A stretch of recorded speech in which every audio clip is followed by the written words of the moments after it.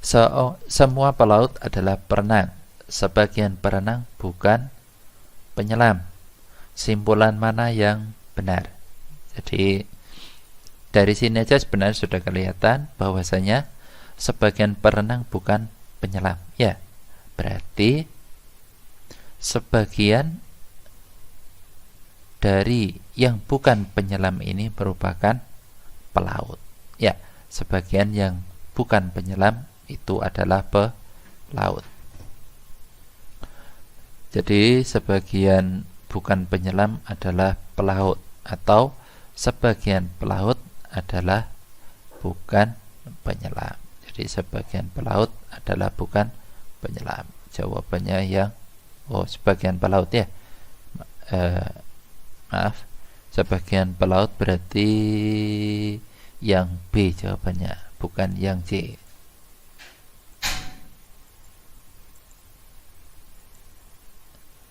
Yang B ya. Oke, lanjut. Kita lanjutkan ke soal nomor 2. Nomor 2. Jadi semua limbah adalah cair dan berwarna. Materi B berwarna tetapi tidak cair. Jadi ini mirip dengan himpunan ya. Yang satu himpunannya penuh, yang B itu sebagiannya saja. Sehingga untuk kesimpulannya berarti apa? Kalau limbah itu cair dan berwarna, padahal B hanya berwarna tetapi tidak cair, berarti B bukan limbah. B bukan limbah. Ya, B bukan limbah. Jawabannya ya E ya. Nah, mudah kan? Lanjut, nomor 3. Nomor 3 itu soal SNMPTN tahun 2016. Jika musim kemarau tumbuh-tumbuhan meranggas. Saat tumbuh-tumbuhan meranggas, sampah berserakan. Nah, ini biasanya menggunakan silogisme. Ya, silogisme. Jika musim kemarau P, tumbuh-tumbuhan Q, terus tumbuh-tumbuhan ini Q, sampah berserakan R. Nah, jadi premis 1 P maka Q, premis 2 Q maka R, maka kesimpulannya P maka R. Nah, P-nya apa? P-nya adalah musim kemarau.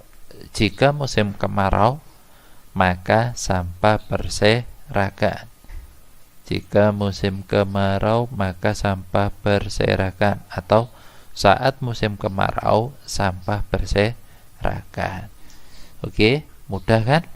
Tidak ada yang sulit ya, logika itu mudah, tetapi harus paham konsepnya. Oke, lanjut nomor 4.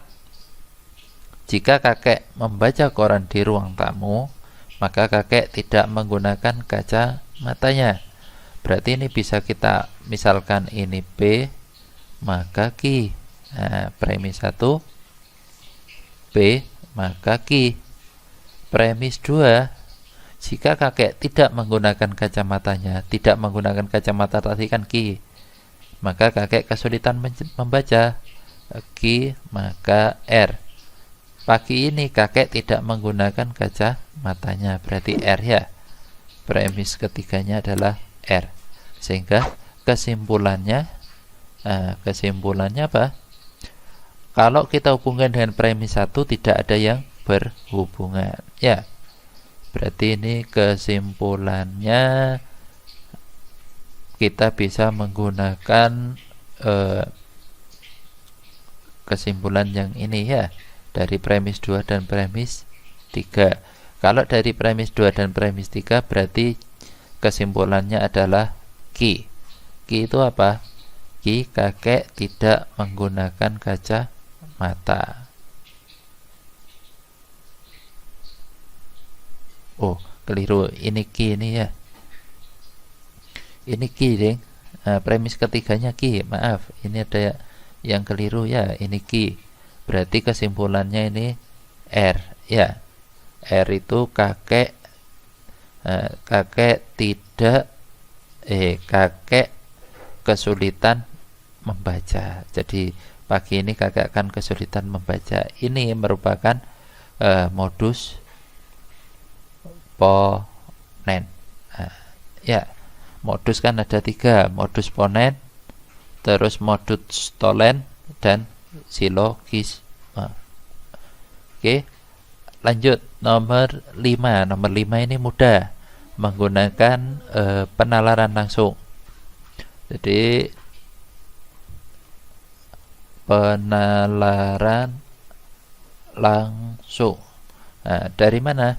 Dari sini ya. Tidak seorang pun pengunjung museum diizinkan memotret. Sebagian mahasiswa mengisi liburan dengan mengunjungi museum. Berarti sudah jelas sebagian mahasiswa tidak diizinkan memotret. Jadi kesimpulannya, sebagian mahasiswa tidak diizinkan memotret. Nah,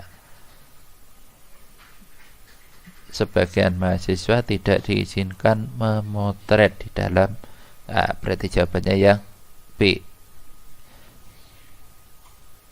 Oh, keliru ya, bukan B. Jawabannya yang A. Yang B ini semua. Nah, ini sebagiannya.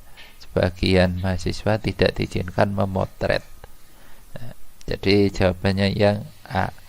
Lanjut nomor 6. Nah, saya rasa kita harus tetap semangat, jangan kasih kendor ya, karena sudah H-2,5 bulan kurang lebih. Lanjut nomor 6. Ini juga penalaran langsung. Penalaran langsung bisa, tetapi akan lebih pas ini jika kita gunakan silogisme ya. Karena apa? Di sini membentuk P maka Q. Premis 1-nya P maka Q, premis 2-nya Q maka R. Maka kesimpulannya P maka R ya. Ini silogisme. Nah, P-nya yang mana? P itu pimpinan. Pimpinan menyerahkan laporan. Nah, ini kalimatnya dirubah ya. Jika kegiatan telah dilaksanakan, ini berarti B. Maka menyerahkan laporan itu Q ya. Jika telah dilaporkan Q, maka honor R. Jadi kesimpulannya P maka R. P itu kegiatan sudah dilaksanakan, kegiatan sudah dilaksanakan, maka honor karyawan dibayar. Honor karyawan dibayar. Nah, ini kesimpulannya ya. Karena tidak ada, maka kita bisa menggunakan kontraposisi. Kontraposisi dari kesimpulannya apa? Kontraposisi berarti negasi R maka negasi P. Otomatis honor karyawan tidak dibayar, maka kegiatan belum dilaporkan ya.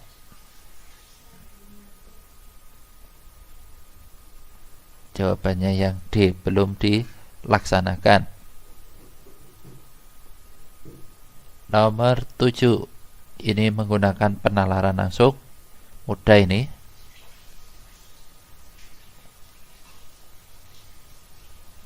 Jadi sekedar informasi aja untuk kalian.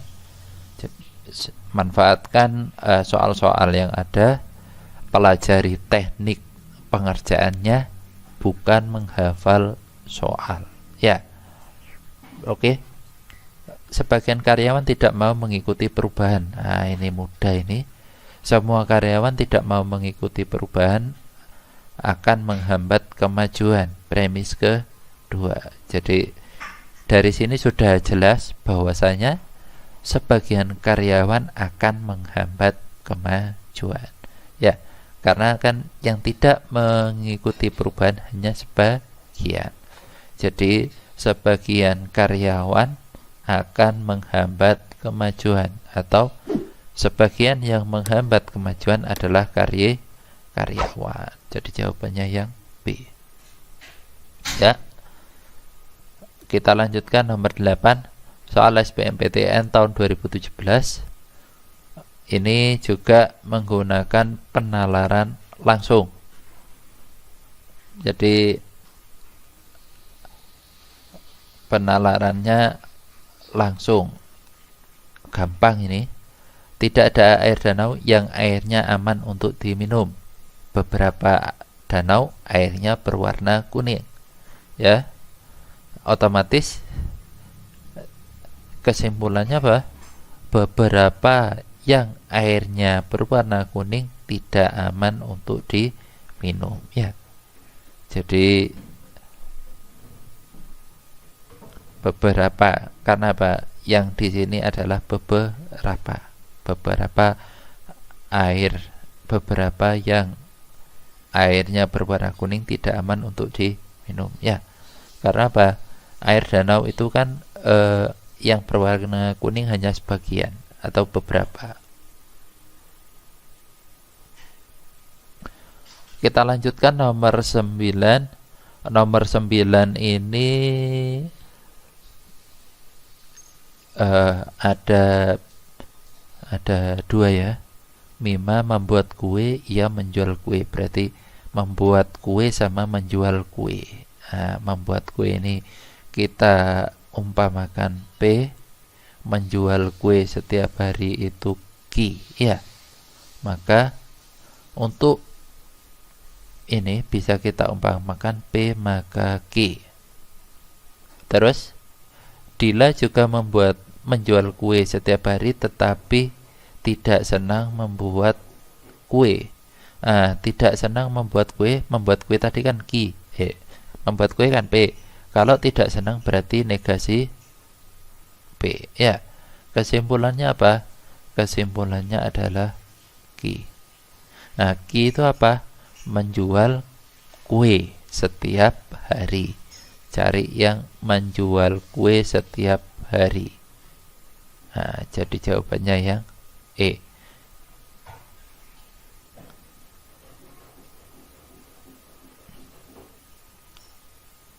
Ya. Oke. Lanjut soal terakhir. Menjelang liburan sekolah, Budi berencana mengikuti lomba yang diadakan pada saat liburan. Berarti premis pertama ya. Ini Budi memenangkan lomba merakit robot, dia akan mendapat kursus selama 3 bulan. P maka Q. Terus premis kedua, jadi ini premis pertama, ini premis kedua. Nah, terus ini nanti ada premis ketiga, ya. Premis ketiga. Premis kedua adalah R maka S. Dan premis ketiga adalah pada saat liburan Budi tidak mendapatkan kursus gratis. Nah, berarti ini negasi Q, ya. Karena kursus gratisnya kan Q. Atau berarti atau, ya. Negasi R. Nah, kesimpulannya apa? Nah, kesimpulannya, untuk menarik kesimpulan ini maka kalian butuh mengkonversi ini ke bentuk ekuivalen. Ya, nanti kalian coba-coba. Nah, setelah itu kita bisa tarik kesimpulan. Kesimpulannya adalah negasi P atau negasi R. Jadi Budi tidak memenangkan lomba merakit robot atau lomba lukis. Jawabannya yang E. Ini nanti kalian cari sendiri ya di buku ya. Oke, itu saja materi logika yang bisa kita bahas. Semoga apa yang kita bahas hari ini membawa manfaat bagi kita semua.